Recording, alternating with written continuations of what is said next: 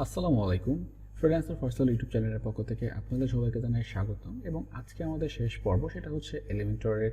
আমাদের এখানে 10টা উইজেট নিয়ে কথা বলে ফেলেছি ইতিমধ্যে। আজকে লাস্ট পার্ট আইকন নিয়ে কথা বলবো এবং আইকনে আমাদের এখানে বেশি কিছু কাজ নেই, তারপর আমি একটা প্র্যাকটিক্যাল কিছু একটা করে দেখাবো, যেমনটা আমরা গুগল ম্যাপে করেছিলাম তেমনটা আমি এরকম কিছু একটা করি। যদিও আইকনগুলো স্পেসিফিক কিছু কিছু জায়গায় সাধারণত ব্যবহার করে থাকে এবং আইকনের হচ্ছে আরও একটা উইজেট আছে, সেটা আইকন বক্স।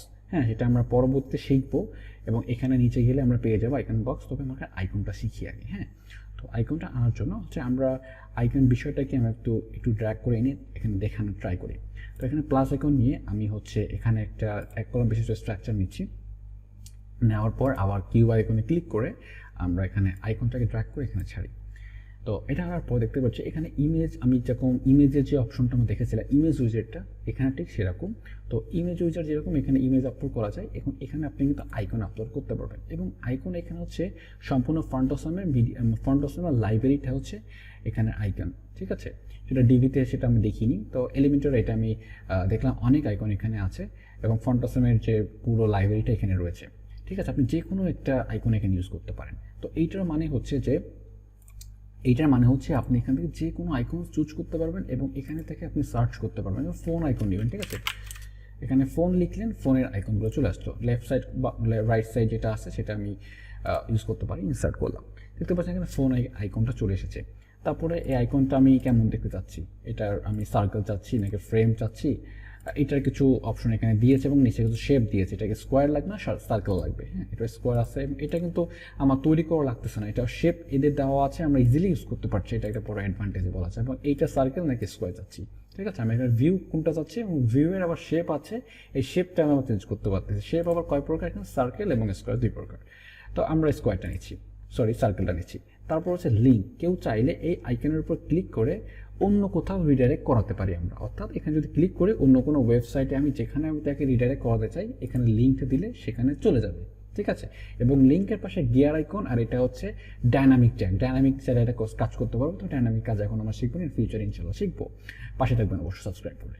দেন হচ্ছে এখানে লিঙ্ক আমরা দেখতে পাচ্ছি। এখানে আমরা যদি এখানে ক্লিক করি আমাদের অল্টারেট নতুন একটা ট্যাব ওপেন হবে, সেখানে সেই জিনিসটা রিডাইরেক্ট হবে। আর যদি মনে করেন না এটা আমি টিকটা করবো না, আমি এখানেই ভিউটা হবে, তাহলে এই পেজের উপরে আপনি যেখানে রিডাইরেক্ট করাচ্ছেন এই পেজের উপরে কিন্তু সেটা চলে আসবে, সেই পেজটি। আপনি যে কোনোটা ইউজ করতে পারেন। ঠিক আছে, তারপর হচ্ছে অ্যালাইনমেন্ট, যেটা আমরা সেন্টারে দেখতে পাচ্ছি। আমরা এটা লেফটে করতে পারবো, রাইট সাইডে করতে পারবো। তো এখানে থাক সমস্যা নেই। তারপরে স্টাইলে যাব। স্টাইলে আমরা দেখতে পাচ্ছি যে আইকনের এখানে নর্মাল এবং এখানে হোভার রয়েছে। আমরা হোভার করলে কি হবে, হোভার করে দেখতে পাচ্ছি আইকনের যে কালারটা চেঞ্জ হয়ে যাচ্ছে। তারপর হচ্ছে এখানে আমরা চাইলে কালার এখানে চেঞ্জ করতে পারি, চেঞ্জ করে যেভাবে দিতে চাই দিতে পারছি।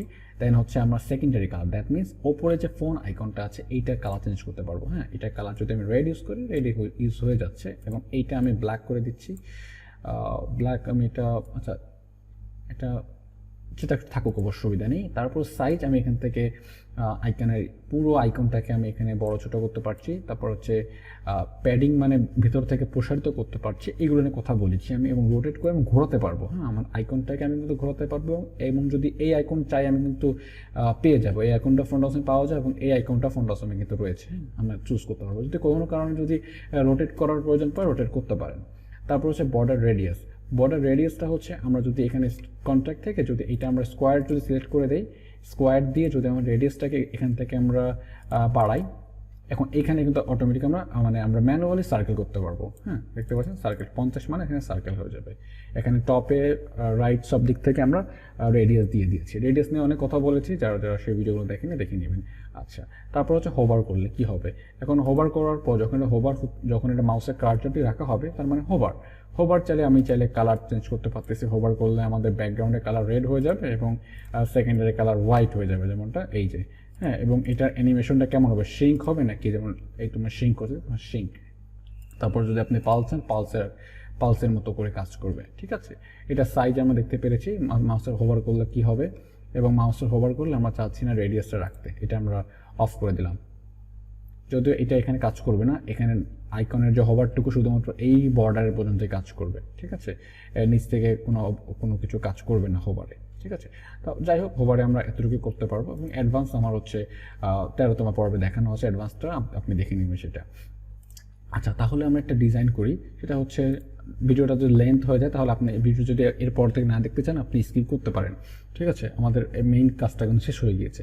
এখন যদি আমরা এখানে একটা স্ট্রাকচার নিয়ে, আমি এখানে একটা ইনার সেকশন নিচ্ছি, এখানে ইনার সেকশন নিয়ে আমি এখানে ছেড়ে দিই এবং এখানে আমি একটা আইকন ইউজ করি, আইকনের জায়গায় আইকন আমি এখানে বসিয়ে দিলাম এবং এই আইকনটাকে আমি ছোট করে দিচ্ছি এবং এখানে আমি একটা টেক্সট ইউজ করব, টেক্সটটা হচ্ছে এটা।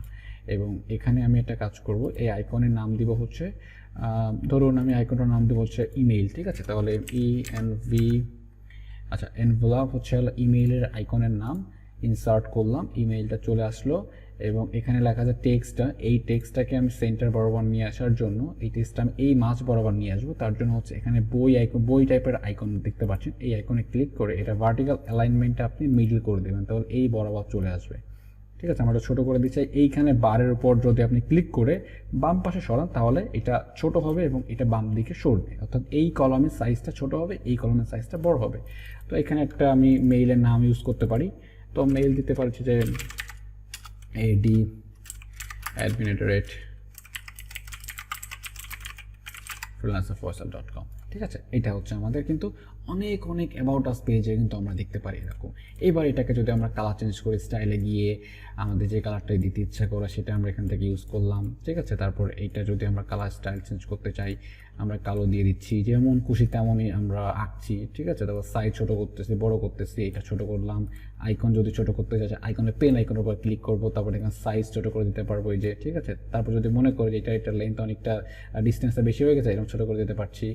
ঠিক আছে, তারপরে হচ্ছে এটা আমরা রোটেটটা করতেই পারবো অবশ্যই। তারপর আমরা চাইলে এখানে আমরা সার্কেল করে দিতে পারবো, এখানে কি করবো, এখানে এটা করে দিয়ে সার্কেল করে দিলাম। ঠিক আছে, এটা এইরকমও রাখতে পারি, যেমন খুশি তেমন আপনি রাখতে পারেন। এরকম আপনি ফোন রাখবেন, মেসেজ রাখবেন, ঠিক আছে, অ্যাড্রেস রাখবেন, অ্যাড্রেসের লোকেশন, অ্যাড্রেসের যে লোকেশন আইকনটা আছে সেটাকে আপনি এখান থেকে চুজ করে নেবেন। ঠিক আছে, এখানে অ্যাড্রেস, এখানে অ্যাড্রেস বুক আছে, এখানে লোকেশন রয়েছে, এখানে লোকেশন। ঠিক আছে, এরকম আপনি সব কটা পেয়ে যাবেন। ঠিক আছে, আপনি ফ্রিতে অনেক আইকন এখানে পেয়ে যাবেন। তো এইটা হচ্ছে শুধুমাত্র আইকনের কাজ। তো আশা করি আপনি বুঝতে পেরেছেন। তো এতটুকুই ছিল। তো যদি ভালো লেগে থাকে অবশ্যই লাইক করবেন, আর যদি মূল্যবান মতামত থেকে থাকে কমেন্ট করে জানাবেন। আশা করি এখানে প্রবলেম থাকবে না এবং আমরা পরবর্তী পর্ব থেকে দেখা শুরু করবো টুকটাক একটু প্র্যাকটিক্যাল লাইফের কাজগুলো, শুধুমাত্র বেসিক এই পার্টটা দিয়ে। হ্যাঁ, বেসিক এই পার্টটা দিয়ে আমরা এইটা পরে শিখবো। আমরা এতটুকু দিয়ে একটা ওয়েবসাইট তৈরি করা শেখা শুরু করি। ঠিক আছে, তাহলে আজকে ভিডিও পর্যন্ত, পরবর্তী ভিডিও দেখার জন্য আমন্ত্রণ রইল। সে পর্যন্ত স্টে সেফ। আসসালামু আলাইকুম রহমতুল্লাহ।